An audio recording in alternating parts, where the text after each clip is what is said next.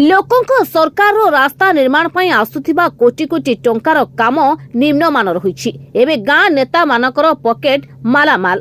पंचायत समिति अधीन निर्माण 2024-25 आर्थिक वर्ष में करा रास्ताटी फाटी फाड़ फाड़।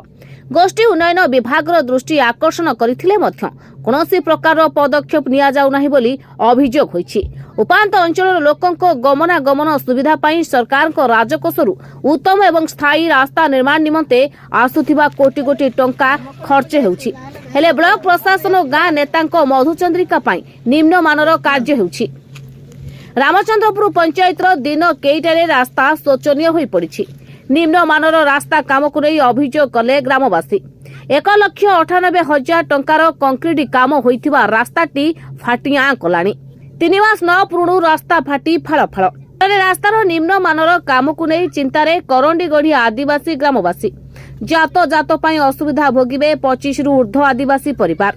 एभली अभावनीय घटना घटी भद्रक जिला बंत ब्लॉक रामचंद्रपुर पंचायत रे। रामचंद्रपुर प्रधानमंत्री सड़क योजना रास्ता ठारू नदी पोल देई करांडी गढ़िया आदिवासी साही को रास्ता निर्माण होईछि। ब्लॉक तरफरु दाना बाटिया बाबद रे 1500 स्क्वायर फुट रास्ता काम पाई 1,98,000 टंका खर्च करा जायथला। मात्र 3 मास भितरे रास्ता मझिरे मझिरे फाटी केराकेरा होई गलानी। रास्तार दुरावस्था एवं निम्न मानर कार्य को नहीं असंतोष प्रकाश करिसेंती स्थानीय ग्रामवासी। आसंतु देखिबा कोन कहउछंती। एई सारे हेची जो 2 मास आगुरु 2 लाख टंकार काम होईची। 2 लाख टंकार काम होईची सारे देखंतु आपण निजे फाटी की किभलिया हे गलानी। सारे एई रोड देई कि आमे सारे किमिति जीवा आसिया करिमु।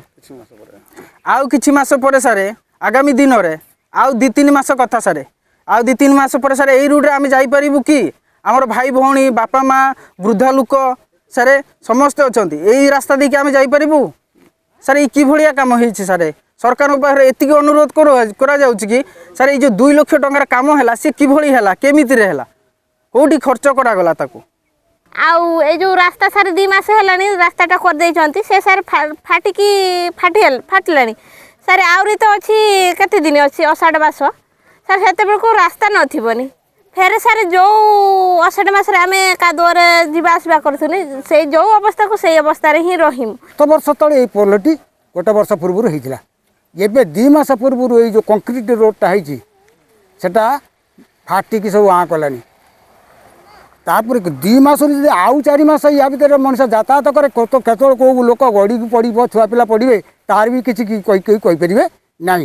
तेणु आम प्रशासन पाखे एति अनुरोध करुँ ये भली समस्या को जो कंट्राक्ट किबा कौन जे किबा डिपार्टमेंट लोक ताको काम करिछि तार संपूर्ण तदारक करी ताको उचित पनिशमेंट दिया जाऊ। गाँ ठिकादार सीमेंट रो परिमाण कोन देइछंती ताहा जळ जळ होई जणा पडुछि।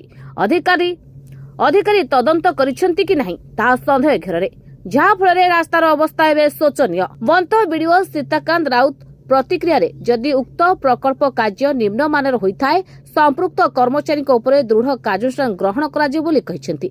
भद्रक जिल्लारू शुभजीत पाल रिपोर्ट ओडिशा 24 खबर।